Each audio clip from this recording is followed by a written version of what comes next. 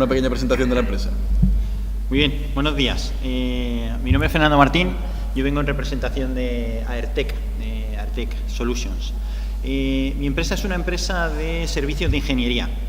Nosotros trabajamos en un sector muy concreto, es el sector aeronáutico, y tenemos 3 líneas de negocio principales bajo el paraguas de la aeronáutica.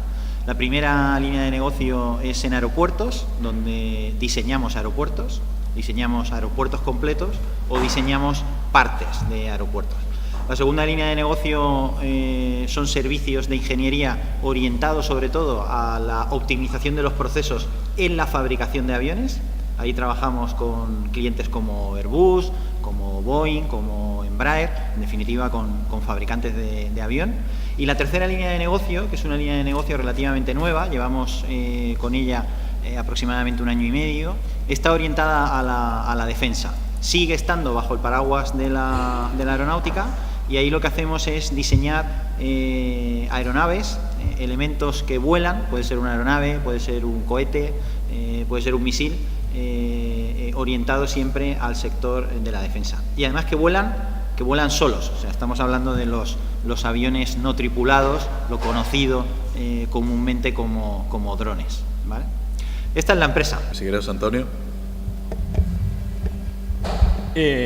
Hola a todos, soy José Antonio Maldonado, vengo en representación de la empresa Ingelabs. Ingelabs somos una empresa muy pequeñita que vamos a hacer ahora el año que viene 10 años desde que creamos la empresa. Y bueno, inicialmente nuestra empresa se creó como una especie de departamento de I+D, de desarrollo de productos electrónicos de terceros, donde bueno, pues nosotros creábamos una serie de productos que personalizábamos y luego vendíamos a otras empresas que a su vez remarcaban y comercializaban ellos. Esto fue así hasta 2000, bueno, sigue siendo así, seguimos haciendo ese proceso de fabricación y desarrollo de productos para terceros, pero ya nuestra principal línea de negocio es nuestra propia marca de productos que desde 2009 tenemos en el mercado, que son productos para automatización, para productos de domótica.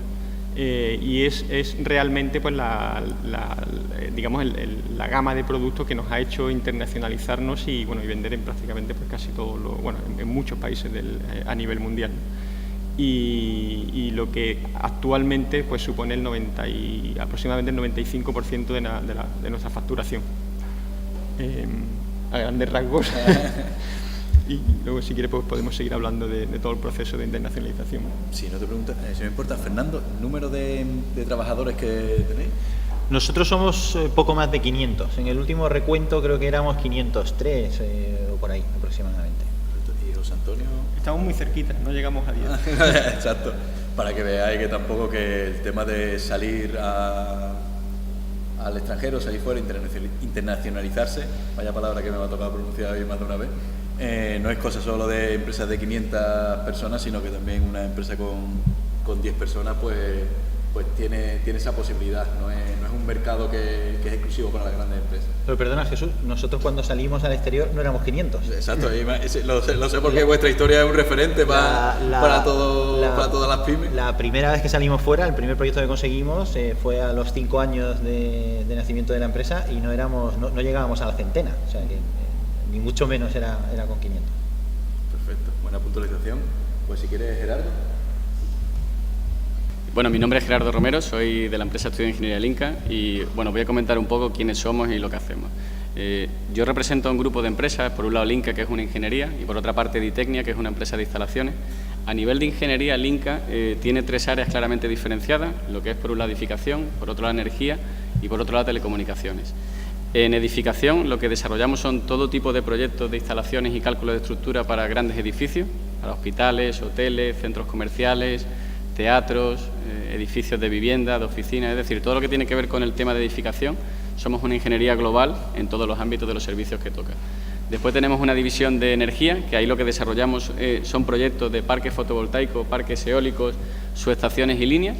Y por último tenemos una división de telecomunicaciones de más reciente creación, que lo que desarrollamos son proyectos de estaciones base de telefonía móvil y temas de despliegue de FTTH en grandes ciudades para operadores de telecomunicaciones.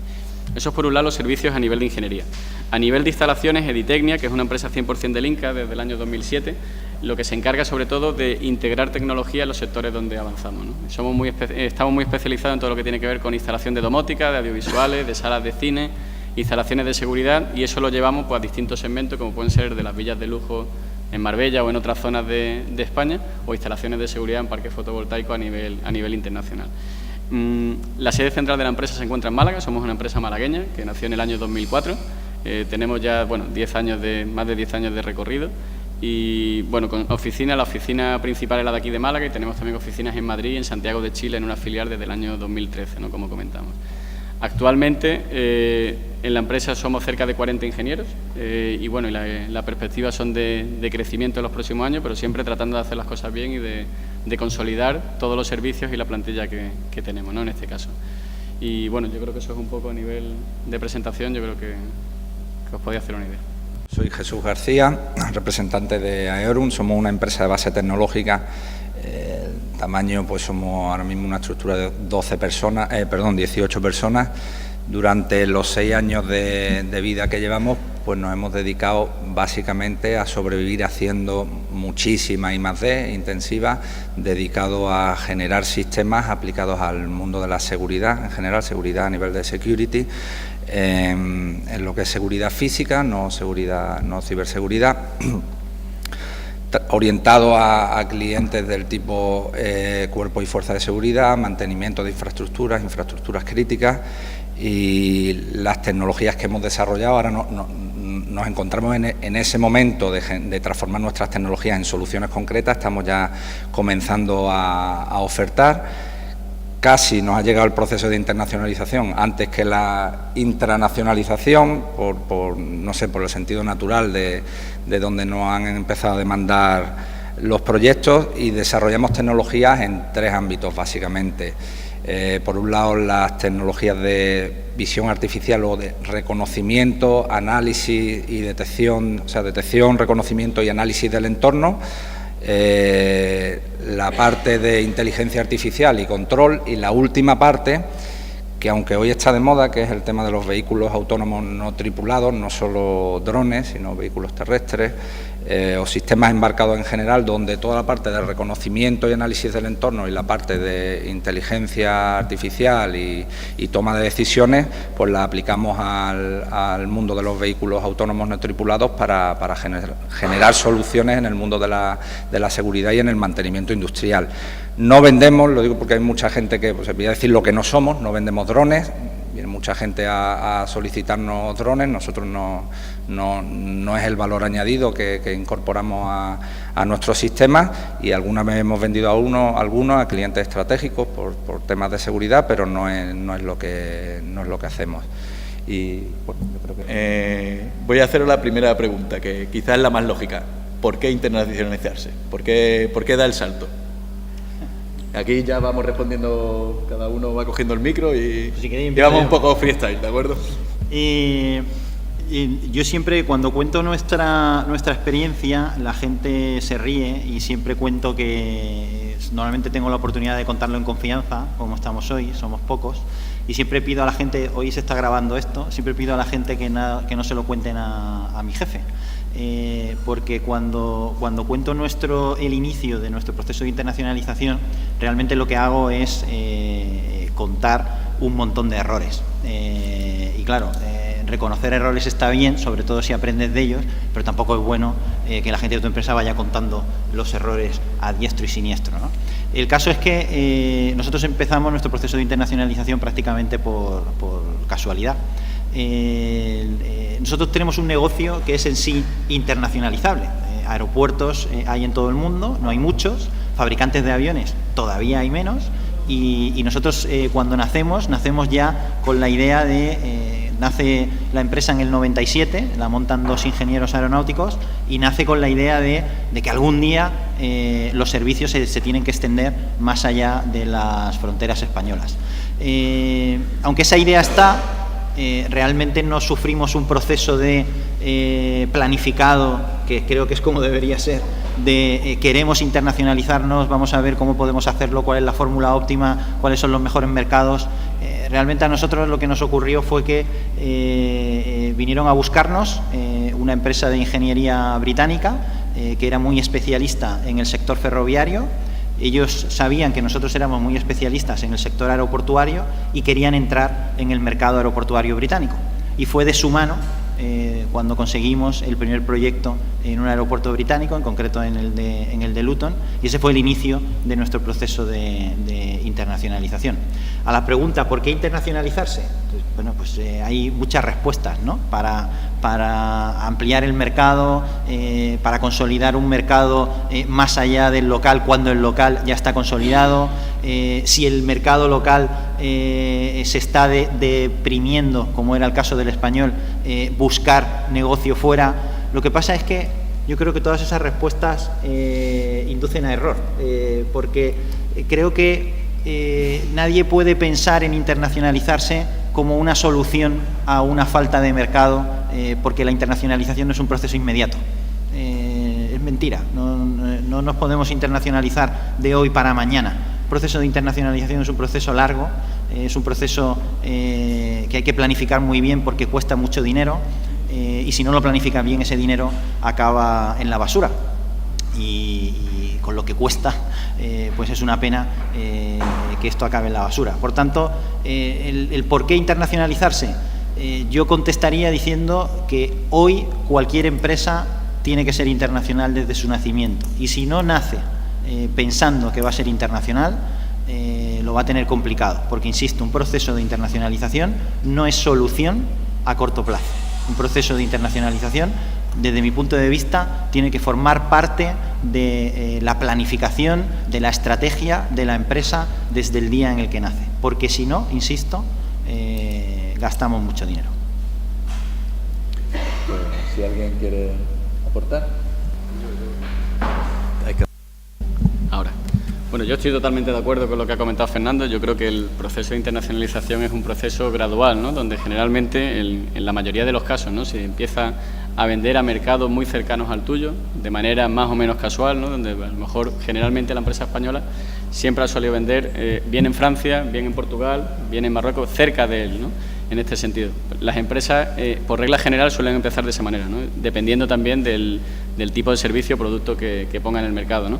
A partir de esas ventas puntuales, se empieza ya a definir realmente lo que empieza a ser una estrategia más a nivel internacional de poder acometer otro tipo de mercados y que no sean los propios de los cercanos, ¿no?, a tu entorno, ¿no?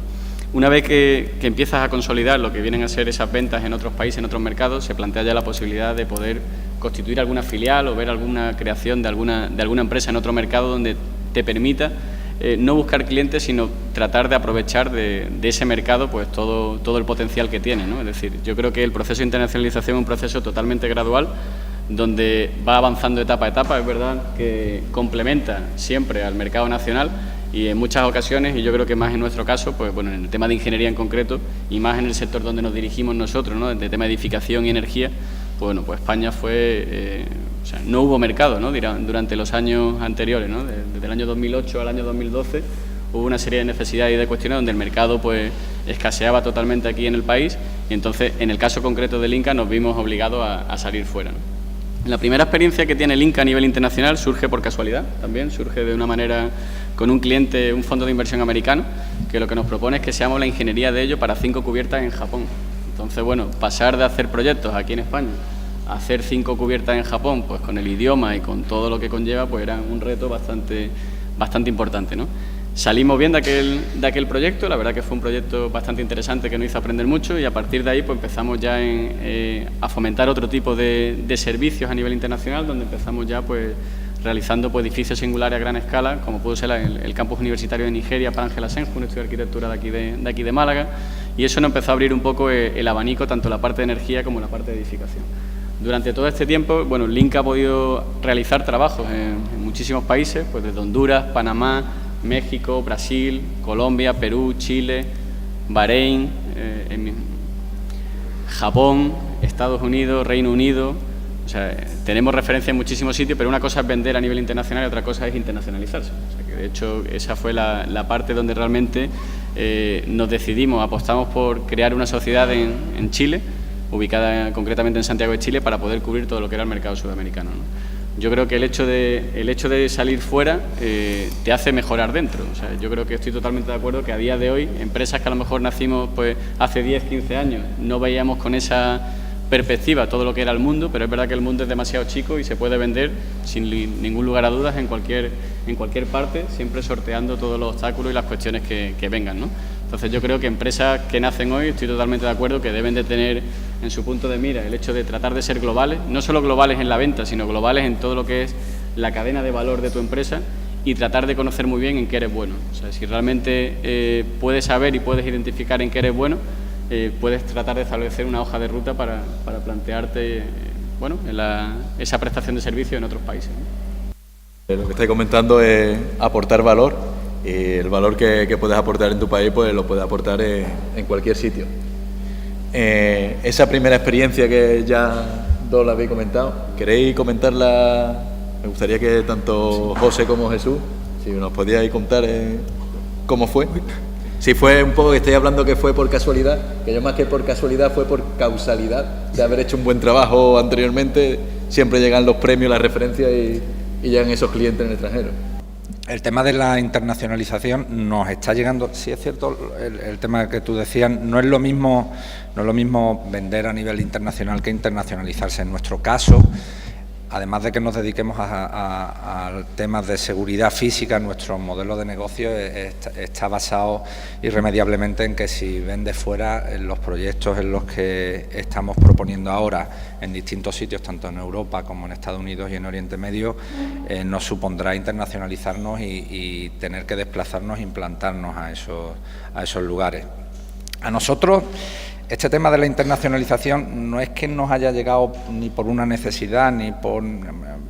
hemos estado en proyectos internacionales desde en Horizonte 2020 y estamos en algunos... Ahora hemos hecho red social en esos proyectos y para nosotros no ha habido ninguna diferencia entre dentro o fuera de España. Simplemente los proyectos han empezado a interesar en otros sitios del mundo, pero no creo que haya unas características diferenciales en otros sitios para que haya hecho que empecemos a ofertar fuera. De hecho, es cierto que después de empezar a interesar fuera nuestras tecnologías / soluciones, hemos empezado ese proceso de internacionalización donde aquí ha empezado a llamar la atención y estamos trabajando en ciertos proyectos.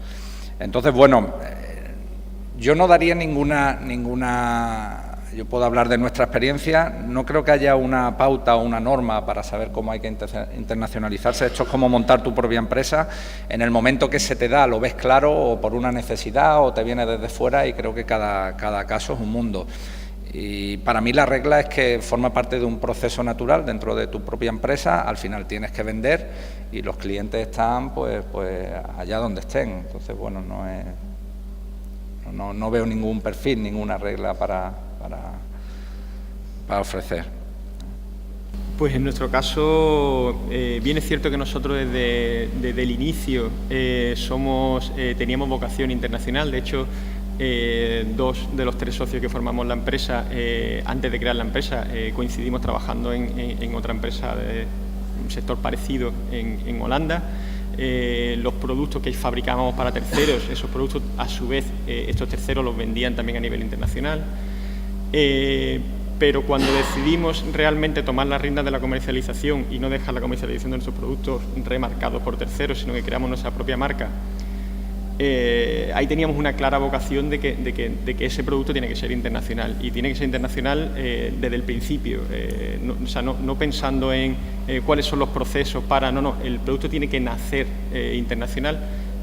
Toda la documentación en varios idiomas, la página web, la comunicación del propio producto tiene que ser todo en varios idiomas, pensando no solo en la forma que lo puede ver un integrador o un instalador o tu cliente en el mercado nacional, sino en los mercados internacionales, etcétera. Además, se unió no solo la vocación de que no solo el producto, sino la empresa tenía que ser internacional, se unió la necesidad porque nuestros productos eran productos de automatización que requerían de una instalación, requerían de un proyecto, requerían de obra, y bueno, pues ya sabemos lo que ha pasado en España en los últimos, no solo en España, pero principalmente en el mercado local, lo que ha ocurrido con la nueva construcción, con la reforma, con las viviendas, ¿no? Que es donde se instalan principalmente nuestros productos. O sea que se ha unido la vocación con la propia necesidad. Bien es cierto, como decía Fernando, que no es lo de la internacionalización, no es hoy quiero ser internacional y mañana ya soy internacional y vendo en todos los sitios, etcétera. Sí que nos hemos encontrado con muchísimos obstáculos en donde no preveíamos tales obstáculos y todo lo contrario, nos hemos encontrado muchísimas facilidades en mercados muy lejanos, aparentemente o inicialmente, ¿no? Nos hemos encontrado con que es muy fácil vender en países como Singapur, como Australia, como Líbano, como etcétera, etcétera. O sea, países muy lejanos, tanto culturalmente como en la distancia. Y luego es muy complicado entrar en mercados como Francia o como Alemania, donde además intentar venderles a ellos tecnología es bastante difícil, ¿no? Y entonces nuestro proceso de internacionalización, además con una empresa pequeña, sufriendo la crisis y con pocos recursos, pues ha sido siguiendo una estrategia como decimos nosotros, de guerrilla, y es cómo podemos hacer nosotros en un mercado internacional donde no se nos conoce, donde vender tecnología española en un periodo de tiempo donde la crisis está empezando a dejar un montón de víctimas, entre ellas empresas tecnológicas. ¿Cómo podemos hacer para vender esto fuera? Y nuestra estrategia fue, entre comillas, muy sencilla, y es primero crear productos estándar, compatibles con muchísimos productos de otros muchos fabricantes a nivel internacional, que se puedan comunicar entre sí sin ningún tipo de problema, son compatibles, y además hacernos, entre comillas, partners de grandes multinacionales, de forma que cualquier posible cliente en cualquier parte del mundo, en un buscador, o sea, Google, mete el nombre del producto en concreto de la multinacional que se gasta millones y millones de euros en marketing, y en la tercera línea aparece nuestro producto como compatible con ese. Eso nos ha abierto muchísimas puertas a nivel mundial, sin tener que dedicar muchísimos recursos, más allá de intentar buscar la persona adecuada, yendo debajo del brazo a visitar a ese gran partner, para que ese gran partner te acabe publicando una noticia en su blog o publicándote en su hoja de productos compatibles, y eso nos ha abierto muchísimas puertas. Eso en cuanto, digamos, de alguna forma, llamar la atención a nivel internacional. Y luego, cómo hacer para vender esos productos en los distintos países. Antes comentabas, Gerardo, no solo vale vender fuera, sino ser internacional y tener sede en los distintos países. A nosotros todavía no nos ha llegado ese momento. Ahora mismo aproximadamente el 60% de nuestra facturación es internacional, vendemos fuera, pero por ahora es todo a través de partners. En nuestro sector, entre comillas, es muy fácil localizar partners en los principales mercados de automatización. Lo que sí es complicado es elegir un buen partner, o que ese buen partner realmente quiera representar tu marca o mover tu marca. Puede representarla, pero no mover un dedo por ella. Eso lo llevamos haciendo en bastantes países, en los 5 continentes realmente, en Sudamérica, en el continente africano, en Medio Oriente, en Oceanía, Asia, etcétera. Y está funcionando bien en muchos sitios, pero luego hay mercados, como decía, por ejemplo, en Alemania o en Francia o en algún otro mercado más, donde realmente también hay otro factor, que es el factor cultural, donde no solo basta con que tengas que un tercero represente distintas marcas y pueda vender tu producto allí, sino que realmente quieren presencia del fabricante en ese país. Y es un poco en el punto en el que nos encontramos ahora, ¿no? En el que probablemente los próximos pasos a dar en esta empresa con respecto a la internacionalización sea crear filiales en aquellos mercados con suficiente potencial y que requieren presencia nuestra allí, pero siempre probablemente de la mano de un partner local, pero con filial ya con nuestro propio nombre. Pues un poco al hilo de lo que habéis estado comentando, el idioma puede ser una barrera, porque podemos pensar, el inglés se da por hecho, pero en países de Medio Oriente ¿Cómo habéis gestionado eso? El inglés efectivamente ayuda, es el idioma de los negocios, es imprescindible. Si no hablas inglés es muy difícil generar cualquier oportunidad de negocio, identificarla y, por supuesto, cubrirla fuera de España. Pero es verdad que el inglés ya no es suficiente, y no en los países árabes, porque nosotros nos hemos encontrado que los países árabes con el inglés identificas oportunidades de negocios, las cierras y las llegas a cubrir. José ha nombrado 2 países que son muy complicados y donde el inglés no es suficiente, y son Francia y Alemania. En Francia, si quieres hacer negocios, no es que tengas que hablar francés, es que tienes que ser francés. Si eres francés, tienes posibilidades de hacer negocios de igual a igual. Lo mismo pasa en Alemania. Si en Alemania eres alemán, tienes posibilidades de hacer negocios de igual a igual. El inglés no es suficiente, pero desgraciadamente muchas veces tampoco es suficiente en Francia hablar francés, ni en Alemania hablar alemán. Hay que hablar alemán, hablar francés y ser alemán. ¿Y esto cómo lo solucionas? Pues con socios. Te tienes que buscar un socio local alemán, un socio local francés, y son ellos los que se ponen la gorra de tu marca, pero como franceses, como alemanes, que tratan con franceses y con alemanes.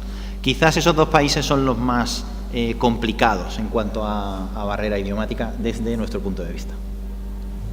Yo esa experiencia también la he vivido en Francia y eso, lo primero que tuve que buscar fue un socio francés.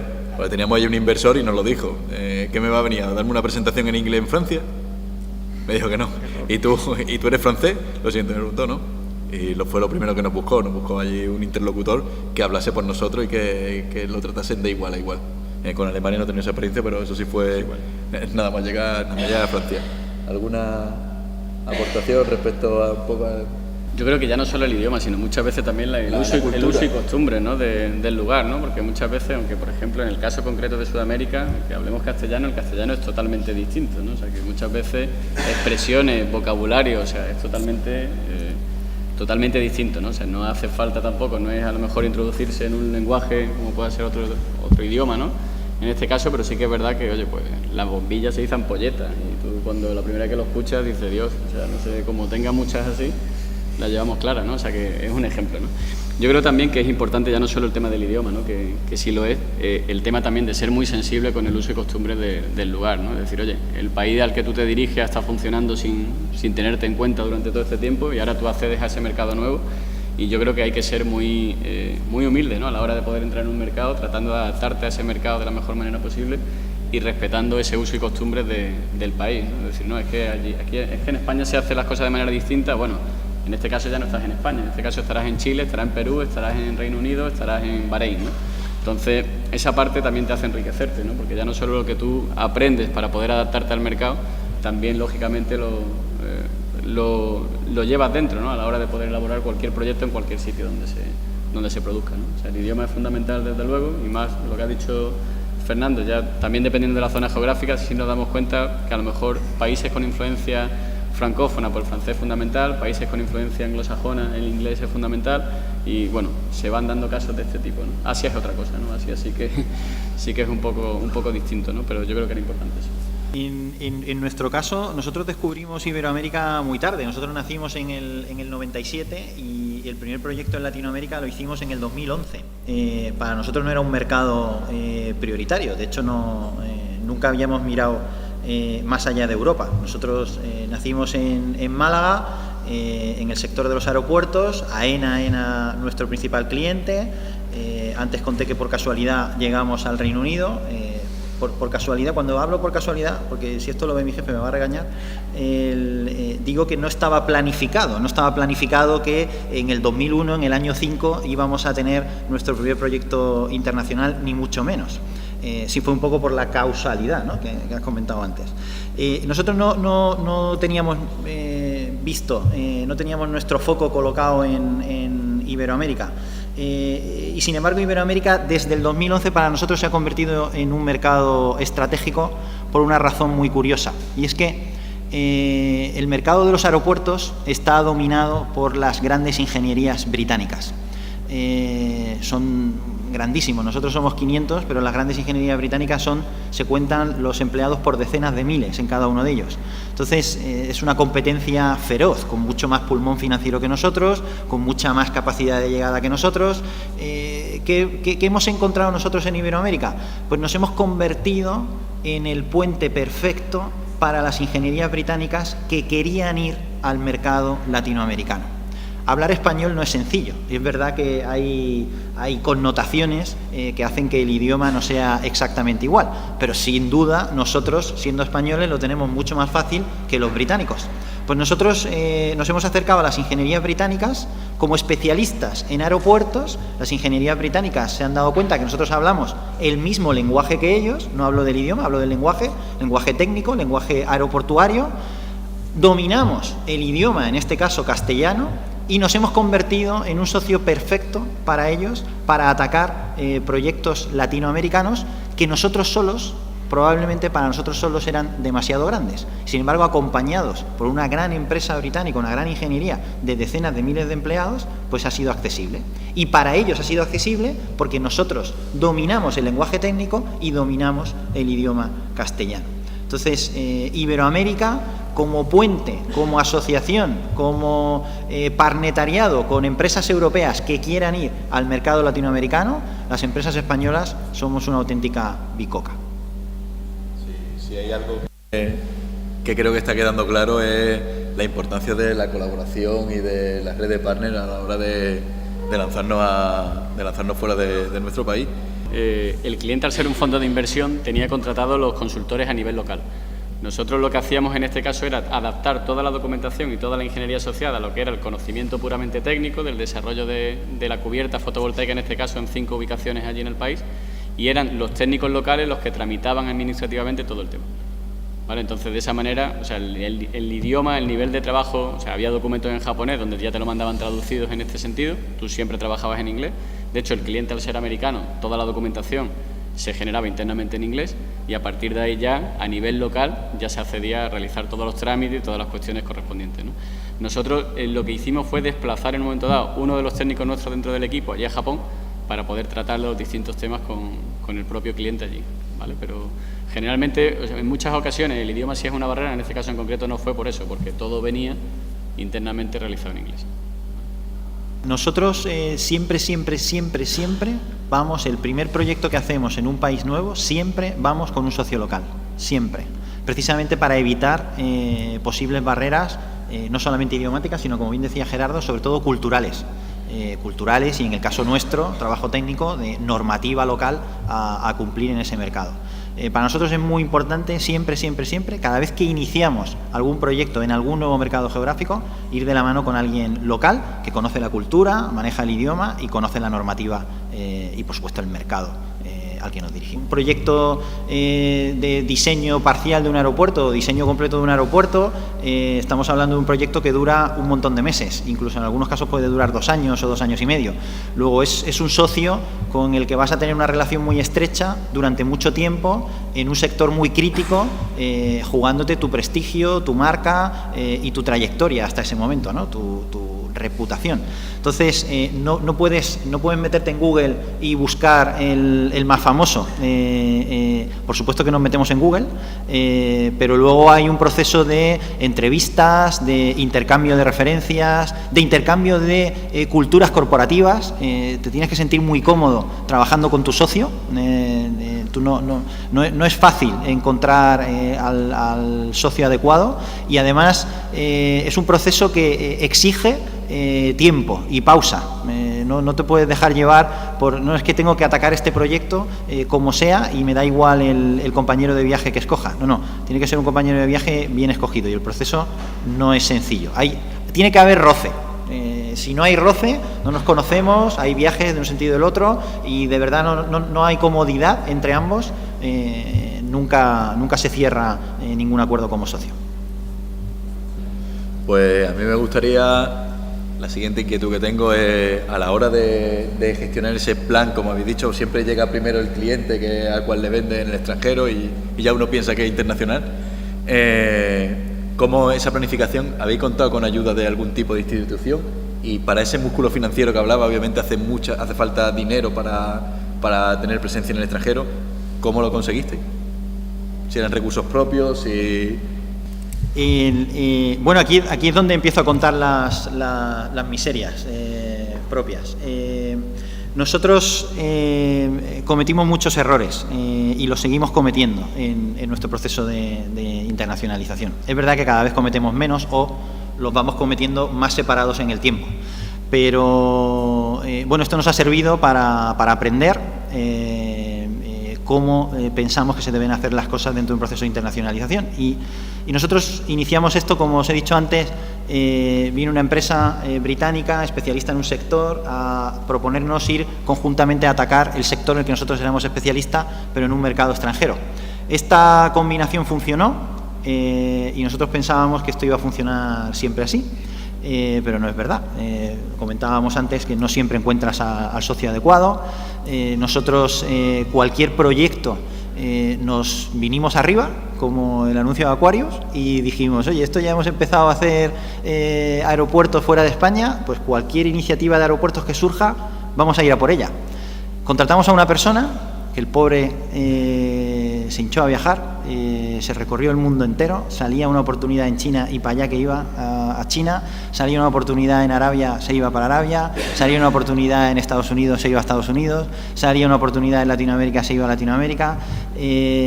Íbamos detrás de todos los balones, pensando que teníamos opción de conseguir alguno, sin ningún tipo de planificación.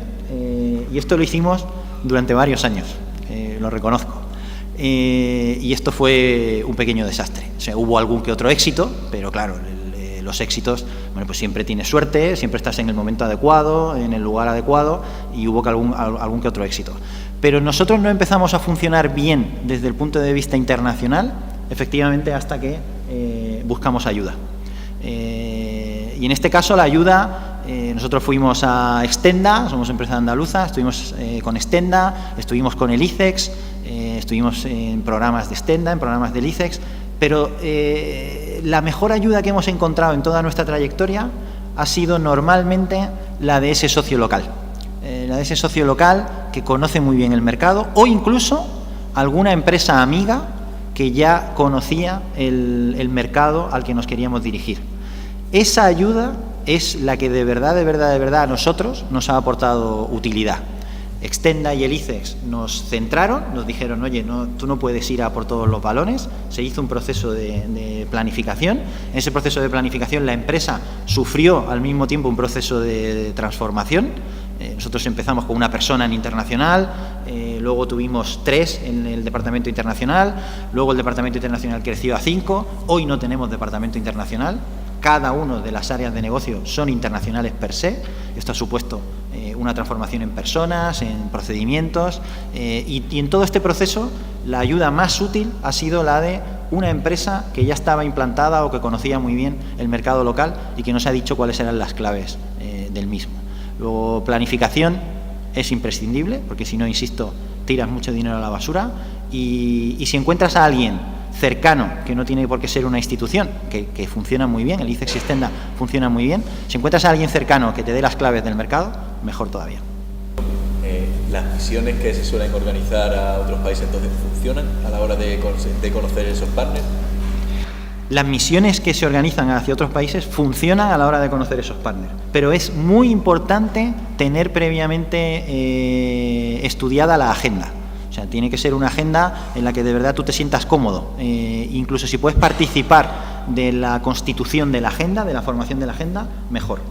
Un pequeño comentario al respecto del tema de las misiones. Nosotros efectivamente hemos participado en varias misiones comerciales con la Cámara de Comercio, donde la agenda siempre la hemos hecho nosotros, donde tú vas buscando a aquellas empresas con las que tú realmente te quieres sentar para ver si al final lo que comentabas de quiero elegir un socio en un país determinado, pero yo tengo que ponerle cara, sentarme con él y ver realmente pues si esta persona, pues cuáles son sus clientes, que me explique, sentirme cómodo con ellos. Realmente al final detrás de un producto, un servicio, una empresa, hay personas, ¿no? Y si tú no eres capaz de comunicarte con franqueza con las personas, seguro va a ser un mal socio. Y nosotros hemos aprovechado mucho, en varias ocasiones hemos aprovechado misiones de la Cámara de Comercio pues, para ir a Moscú a sentarnos y poner las bases del acuerdo con el distribuidor de Rusia, en Letonia, en Finlandia, en Noruega, donde todo eso, cuando uno tiene que hacer solo, y ya no es un tema exclusivamente de dinero, sino también de gestionar hoteles, vuelos, estancias, moverte del hotel al aeropuerto o a distintas partes de la ciudad, etcétera, etcétera. Pues al final todo eso cuando viene entre comillas dado y tú simplemente entre comillas tienes que poner el dinero y tu agenda, que eso sí que es importantísimo, no ir allí pues de alguna forma a ver lo que ocurre. También cometimos una vez ese error en Casablanca y fue un desastre. Un bonito viaje, ¿no? No, tampoco, porque al final vas del aeropuerto al hotel, del hotel te llevan a un restaurante a cenar, al día siguiente otra vez al aeropuerto y poco más, y dices, bueno, ¿y qué he hecho yo aquí? ¿No? De eso se aprende, ¿no? Y es importantísimo, efectivamente, es importantísimo, se pueden aprovechar muy bien ese tipo de misiones comerciales siempre y cuando vaya uno con gran parte de los deberes hechos. También, y un poco, digamos, de acompañamiento a esas misiones comerciales, para nosotros es muy importante la asistencia a ferias del sector donde tú vendes tus productos o servicios, ¿no? Y no solo asistencia, o sea, no solo el stand, ¿no? El stand al final es digamos como el final del proceso, pero uno tiene que empezar mucho antes.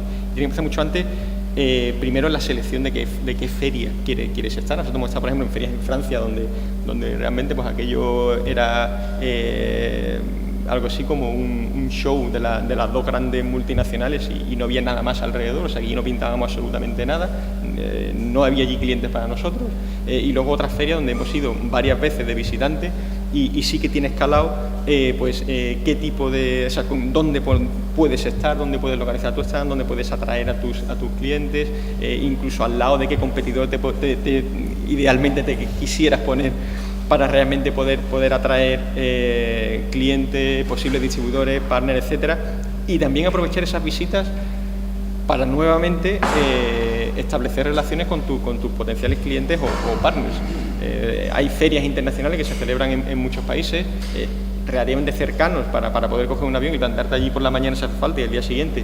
Yo he llegado a estar en reuniones en Ámsterdam en el propio aeropuerto y no hacer ni siquiera noche allí, volar por la mañana y volver por la noche, donde tú puedes coger en un momento determinado y decir a un tío de Líbano que va a visitar a distintos fabricantes a una feria en Inglaterra y decirle, pues nos vemos en la feria, te llevo mi producto, te lo presento, estamos allí, hablamos, nos conocemos y luego seguimos y después de esta presentación o de este conocimiento mutuo pues ya seguimos hablando, ¿no? Hay que aprovechar todo ese tipo de cosas, todo ese tipo de eventos, todo ese tipo de misiones que te facilitan un poco toda esa logística pues para poder dar pasos en ese proceso de internacionalización y de encontrar a los partners adecuados. Perfecto. Bueno, con respecto a las dos últimas preguntas, el tema de la financiación, nosotros es cierto que durante un tiempo nos hemos financiado externamente, bancos, y ya lo hacemos todo con recursos propios, es decir, somos una empresa que no estamos financiada externamente, salvo por nuestros propios ingresos. Y con respecto a los partners, sí. Esa primera financiación, que como estaba hablando de bancos, el conseguirlo, tanto que se habla de los bancos, ¿ha sido muy costosa conseguir esa financiación para ese lanzamiento? En nuestro caso, no porque nosotros empezamos haciendo I+D con fondos públicos y fondos públicos europeos y estaban garantizados, entonces los bancos como que se soltaban un poco más, no estaban sometidos a cambios presupuestarios de entidades nacionales y tal. Hemos tenido ingresos, por otro lado, para financiar la parte que no proyectos de todo tipo. Es decir, en Aeorum hemos hecho durante un tiempo actividades como despliegue de redes de fibra óptica, aplicaciones a medida para financiar, es decir, todos esos ingresos los hemos metido en la parte no financiable pública. En el fondo es como llevar dos actividades de empresa. Ahora ya nos centramos en el valor añadido que dan nuestras tecnologías para vender nuestras propias soluciones y no tecnologías de otros o proyectos a medida. Nosotros, con respecto a internacionalizarnos y buscar partners, a nosotros, más que encontrar un binomio para Eorum, en nuestro caso, al tratarse temas de security, sería más bien un trinomio. Para nosotros es imposible ir solo con una empresa fuera, sino que tenemos que contar allí donde vamos, y son los movimientos que estamos haciendo con instituciones públicas, por no decir gobiernos. Son temas de security que, si nosotros ofrecemos sistemas de información, primero, si vas solo, olvídate, es imposible. En Estados Unidos, Oriente Medio, completamente imposible. Si vas con alguien, ese alguien tiene que tener mucho vínculo con las instituciones públicas, y después la institución pública quiere saber quién eres, porque vas a manejar información, y esa información, pues, estratégicamente no se deja a externos sin que haya una intervención de una empresa de mucha confianza de los gobiernos a dónde vas, y después que el propio gobierno interviene en los procesos de comercialización. Entonces, bueno, para nosotros es que directamente es imposible salir a otros mercados fuera de España si no es con un partner local y la institución donde vayas. En nuestro caso, a la hora, por ejemplo, de la financiación a nivel internacional, al principio se hizo también a través de bancos, que bueno, que es verdad que fue una época complicada, ¿no? Sobre todo por todas las exigencias que pedía la banca para empresas donde te catalogan que eres ingeniería igual a construcción, ladrillo no hay nada, bueno, o sea que era un poco complicado eso, pero sí que es verdad que yo creo que a partir de ahí se fue el peor momento, justo el del comienzo, ¿no? Ya a partir de ahí sí que ya ha habido bastante más facilidad de acceso, ¿no? Todo lo que es el tema de financiación, y también hemos tirado mucho de recursos propios, ¿no? Como aquí el compañero.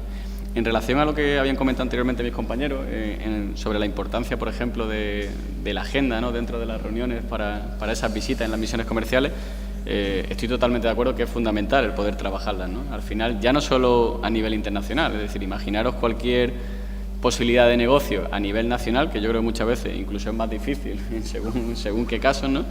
Donde realmente no la prepares o no preveas realmente cuál es el escenario donde vas a partir, ¿no? Entonces yo creo que a la hora de visitar cualquier mercado, el hecho de trabajar y currarse, ¿no? Lo que viene siendo la agenda de posibles contactos en distintas cuestiones, ya sean clientes potenciales, distribuidores, socios potenciales, lo que sea, yo creo que es fundamental, ¿no? Yo creo que sin ese trabajo previo el resultado pues caería de una manera bastante importante, ¿no? Sobre las posibles ayudas que nos hemos encontrado en el caso del Inca, pues sí que es verdad que hemos participado en muchísimas misiones comerciales, tanto de la Cámara de Comercio como del Parque Tecnológico. Hemos visitado, pues, hemos estado en China, hemos estado en India, hemos estado, por ejemplo, en San Francisco, hemos estado en Brasil, y lo que sí nos despertó todas esas misiones comerciales fue realmente el coger polvo, ¿no? Como dice un buen amigo, donde realmente tratas de ver por qué se mueve el mundo, ¿no? Tratar de entender las distintas cuestiones en cada uno de esos sitios y ver cómo tú poderte adaptar como empresa y tu producto o servicio en ese mercado, ¿no? O sea, yo creo que eso es fundamental porque, bueno, al final, si bien de esas misiones no hemos conseguido clientes, sí que nos ha permitido todo ese bagaje, el poder estar más formado y más capacitado para avanzar en los procesos que venían luego, ¿no? Nosotros en la línea de negocio de aeropuertos, que es la línea que más internacionalizada tenemos, aproximadamente está en el 85%. El 85% de nuestra facturación en aeropuertos es de fuera de España. Esto no fue así siempre. Nosotros trabajamos mucho con AENA, y AENA era prácticamente el 100% de nuestra facturación en aeropuertos. Poco a poco se fue inclinando la balanza y ahora mismo está en el entorno del 85%. En la línea de negocio de fabricación de aviones, pues ahí trabajamos sobre todo con un gran fabricante que es Airbus, y ahí estamos en el entorno del 20-23% aproximadamente de nivel de internacionalización. Trabajamos en otras factorías, trabajamos en el Reino Unido, trabajamos en Alemania, trabajamos en Francia, pero nuestra punta de lanza son los aeropuertos. En nuestro caso, creo que ya lo comenté al principio, no sé si en la presentación o en algún momento. En cualquier caso, en 2009, cuando creamos nuestra propia marca de productos, la facturación internacional era cero, que era igual que nacional, porque era un producto, una marca, una gama absolutamente nueva que teníamos que empezar a introducir en el mercado.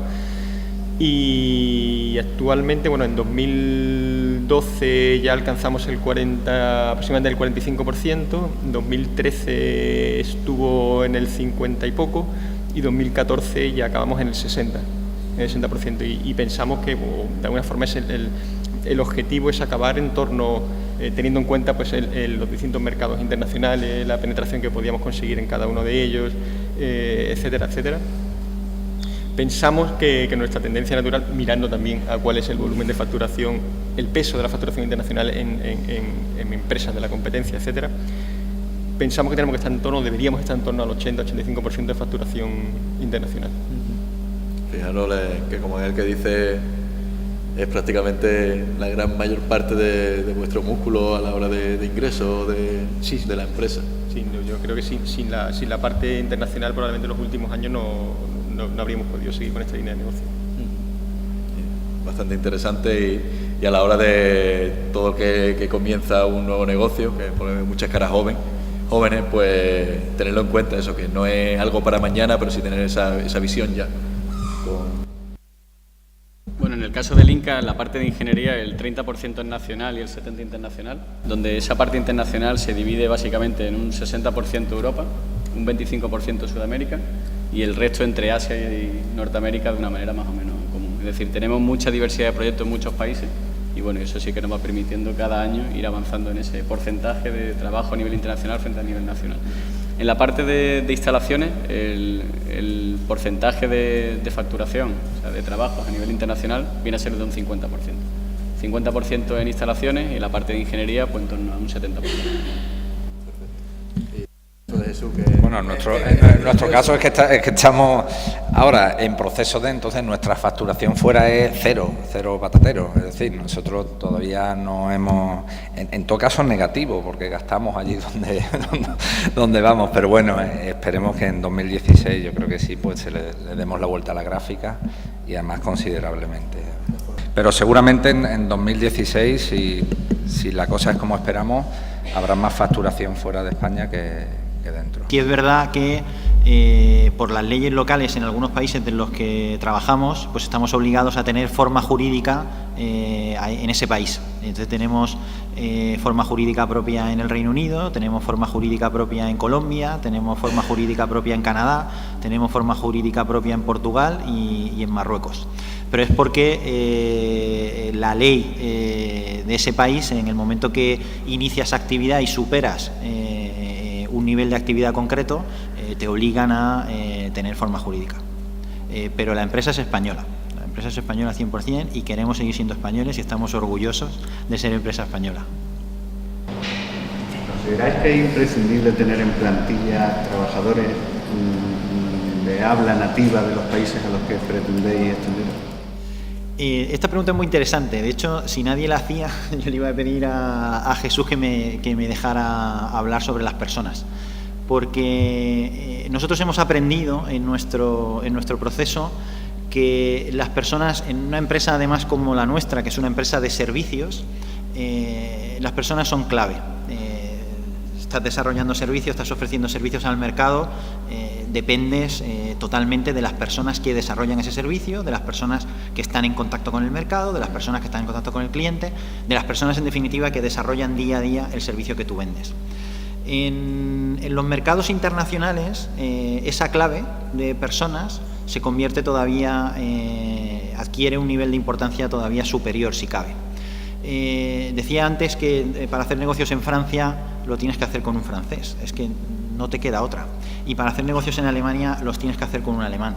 Nosotros en la oficina que tenemos en Bristol, en el Reino Unido, y se suele repetir ese binomio en todas las oficinas, solemos tener a una persona local y a una persona con cultura AERTEC, con cultura corporativa. Y ese binomio no lo establecimos desde el primer momento. Nosotros abrimos una oficina hace muchos años en Jordania. Vuelvo a confesar otro error. Esto me da miedo, pero bueno, ya estamos en confianza. Tiro del cable Ya estamos en confianza. Nosotros nos equivocamos en esa oficina. Nosotros contratamos a un jordano para estar al frente de la oficina, porque considerábamos que para hacer negocios en Jordania, qué mejor que un jordano que conocía el mercado y tal. No terminó de funcionar y la oficina de Jordania funcionó cuando, junto a nuestro delegado jordano, pusimos a una persona que que llevaba ya en Aertec, me parece que llevaba en ese momento 9 años o 10 años. Es decir, una persona que conocía la cultura corporativa de Aertec, que conocía el saber hacer, el know-how de Aertec, que conocía perfectamente nuestra cartera de servicios, que conocía nuestras fortalezas, que conocía nuestras debilidades. Ese conocimiento, a pesar de que el Jordano estuvo con nosotros 2 meses, no lo tenía interiorizado el delegado jordano.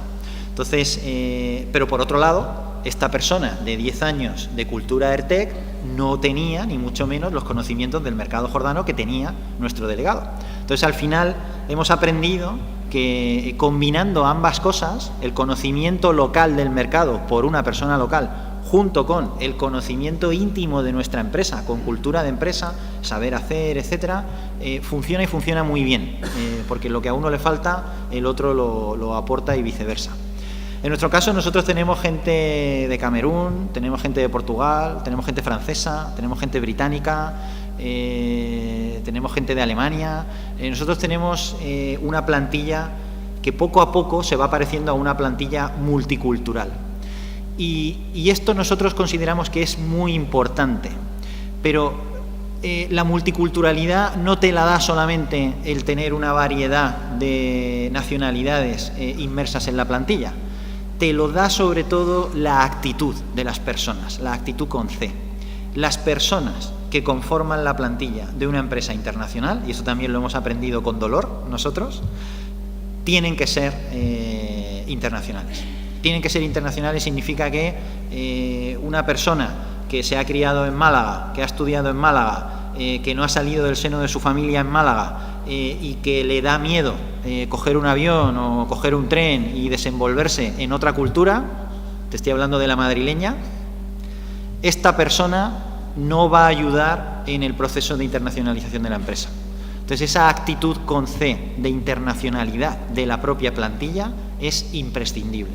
Las personas que conforman la empresa tienen que ser internacionales, tienen que tener mentalidad y actitud internacional. Si no la tienen, es necesario cambiar la plantilla e integrarla de esta mentalidad y de esta actitud. Esto te lo da otras nacionalidades, pero también te lo da la nacionalidad española con esta mentalidad.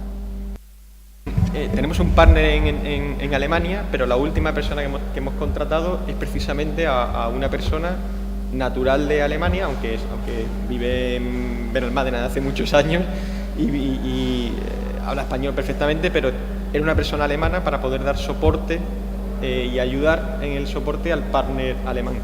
Y con respecto a Francia, pues 3/4 de lo mismo. Hemos tenido que, en este caso no contratar, pero sí con un partner con el que estábamos trabajando de hace mucho tiempo y nos conoce perfectamente, como tú bien dices, tiene ya interiorizada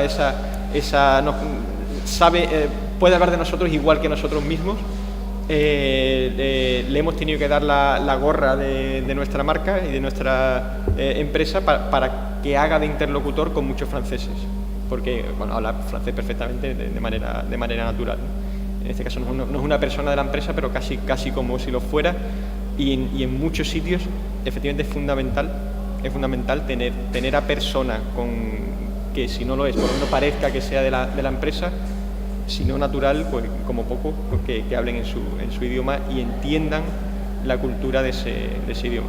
En el caso concreto de Alemania, además, que es una cultura completamente distinta. Hay que hacer las cosas, aunque estén mal, a su manera, porque si no, estás fuera. Has comentado que dedicáis recursos también a temas militares.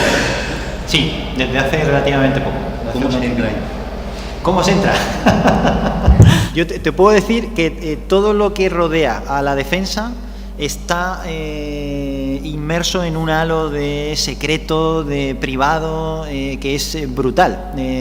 Mi compañero, te cuento una anécdota, mi compañero, que es el que lidera el área de defensa, me dice que le está afectando a su vida propia, que habla con su mujer y no sabe si le está contando cosas que puede contarle o que no puede contarle.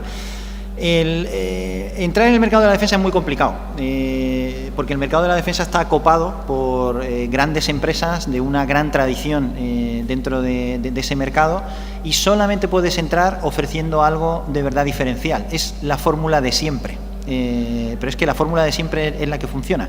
Tienes que tener algo diferencial, algo que hasta ahora no se esté dando en ese mercado, ya sea un diferencial por precio, que eso tiene una vida relativamente corta, un diferencial por valor, que es lo que te da una vida mayor en ese mercado.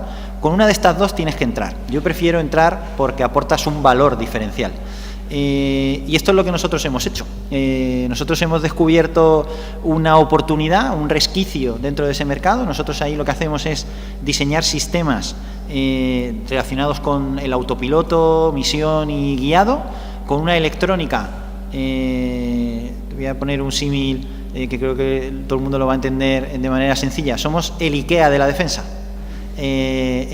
Somos capaces de aportar soluciones para defensa a un coste muy económico, con una tecnología muy avanzada. Entonces, las soluciones de defensa incorporan la tecnología avanzada, pero son enormemente caras.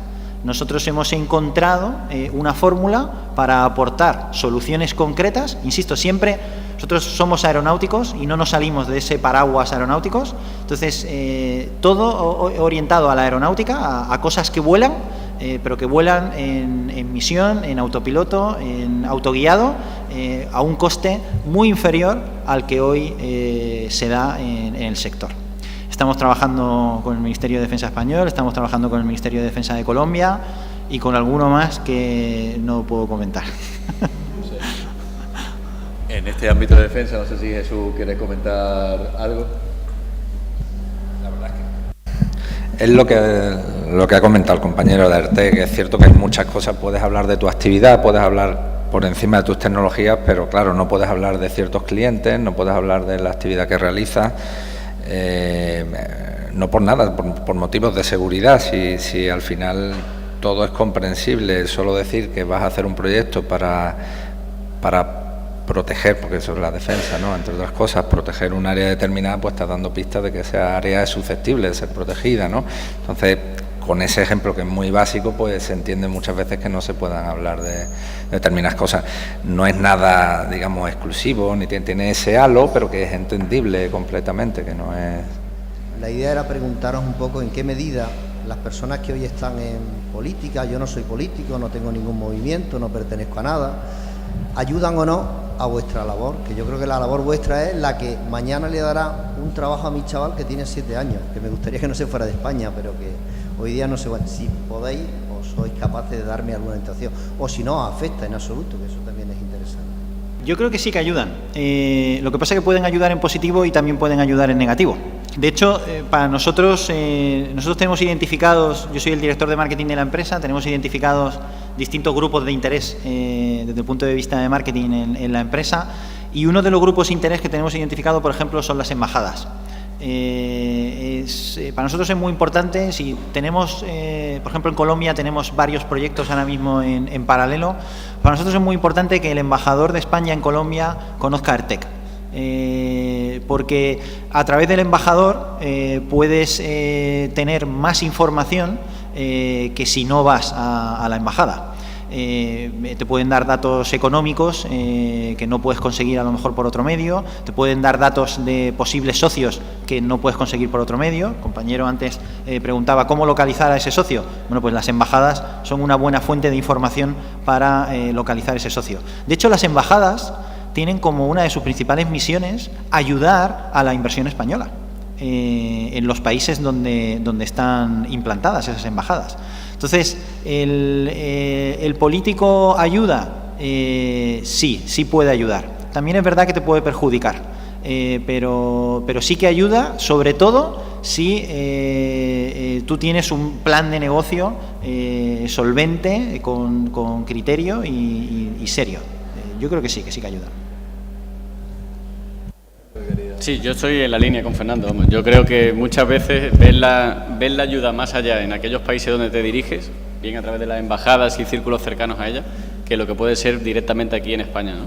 Yo también creo que he escuchado que creo que tienes un niño de 7 años, ¿no? Y que comentabas que a lo mejor quizás... No, simplemente un hoy ejemplo. día, tanto compañeros como otras amistades, el que mejor te habla te está diciendo que una persona que ha estudiado, que tiene formación, resulta que está en Inglaterra, que está en Alemania, que está... Es decir, yo lo que sí escucho últimamente, uno se quiere independizar, el otro dice que el turismo no hace falta, el otro... Yo no sé dónde está esta gente. Yo creo que en esa línea... Quiero decirte, ¿realmente aquí se está ayudando a la gente que estáis tirando, generando empleo y lo estáis viendo? ¿O realmente esta gente está en otra dinámica, ¿no? Un poco la Yo creo que lo que tenemos que hacer, ¿no?, desde las empresas, ¿no?, y también desde la administración, ¿no?, es poder coger y tratar de formar profesionales preparados para competir en un mundo global, ¿no? O sea, muchas veces estamos hablando de internacionalización y ya esas propias empresas extranjeras compiten aquí en tu territorio, ¿no? O sea, que muchas veces ya es la vuelta a la tortilla, ¿no?, de escoger y decir, oye, yo me encuentro a lo mejor compitiendo para contratos a lo mejor con ingeniería de México, de Polonia y británicas, ¿no? Y dice, oye, pero si es aquí en España, sí, igual que cuando tú vas a Polonia, pues compite con la ingeniería de allí, con otra de Alemania y con otra de Inglaterra, ¿no? Yo creo que es fundamental el hecho de, sobre todo el cambio de mentalidad, ¿no?, que yo creo que se está produciendo, bien a lo mejor en parte por necesidad, bien en parte ya también porque una vez cuando se sale fuera se puede comprobar que efectivamente, oye, que no es tan malo, no da tanto miedo. Es verdad que hay que ir con cautela, pero que realmente es una cuestión que no tiene marcha atrás, ¿no? Entonces yo creo que muchas veces esa formación, ¿no?, de compañeros, ¿no?, que van saliendo de las universidades, yo sí creo que quizá a lo mejor la universidad debería estar un poco más alineada, ¿no?, ya ese otro tema, ¿no?, quizá con lo que está demandando realmente el mercado y con esas necesidades a nivel global, ¿no?, de qué es lo que se demanda en empresas de hoy día, en qué mercados, cómo funciona, y al final, oye, se puede ser un profesional haciendo pues cuestiones de seguridad, cuestiones de venta de producto como un fabricante compitiendo como el que más, y ingeniería directamente desde Málaga y hacia el mundo, ¿no? O sea, que lo estamos demostrando, ¿no? O sea, que no tenemos que tenerle tampoco ningún complejo a nada, pero sí que formar profesionales que sean internacionales, como comentaba Fernando, ¿no? Es decir, oye, no tener ese miedo, ¿no?, a decir, oye, a salir fuera, es que soy peor, es que tal, que sea el mercado que te lo determine, el que te diga, ¿no?, que muchas veces te sorprende, ¿no? Entonces, ya te digo, yo creo que quizá esas ayudas sí proceden a lo mejor más desde los países de destino, ¿no?, en muchas ocasiones que el propio aquí, pero yo sí creo que a lo mejor el sistema sí podría alinearse un poco más en esa ayuda, en lo que es esa formación más directa, ¿no?, a lo que realmente exige el mercado, ¿no? Vale. Hay una cosa muy importante. Yo he dicho que sí, que creo que ayuda, pero también estoy convencido de que toda empresa es dueña de su destino. Es decir, que no puedes depender de la ayuda.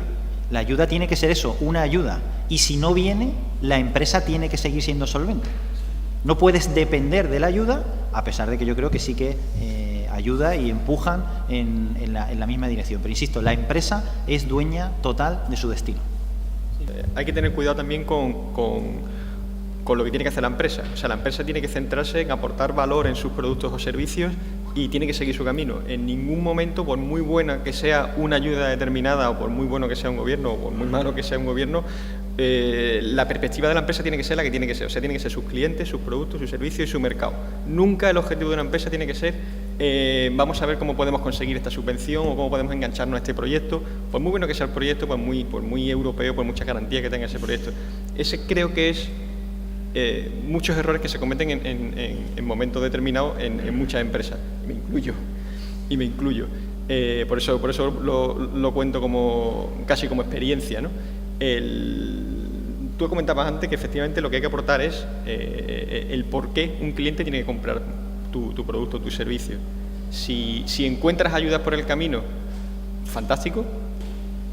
Ayudas además que, cuidado, no te cuesten más la gestión, el tiempo, la financiación, mientras recibes esa ayuda, etcétera, etcétera, que lo que ganas con la propia ayuda.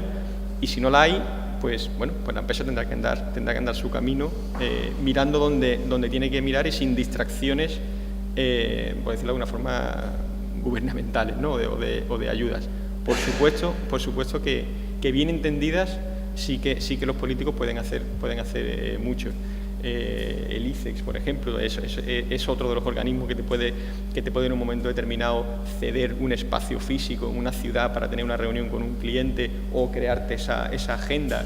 Las misiones comerciales de la Cámara de Comercio, un poco de paralelismo, pero también está IESTECNA ayudándote, por ejemplo, para presencias en ferias, etcétera, etcétera. Todo eso al final son decisiones y presupuestos dentro de un gobierno, de un ejercicio, etcétera, ¿no? O sea, sí que puede ayudar, pero cuidado con lo que significa cada ayuda para cada empresa y en cada momento.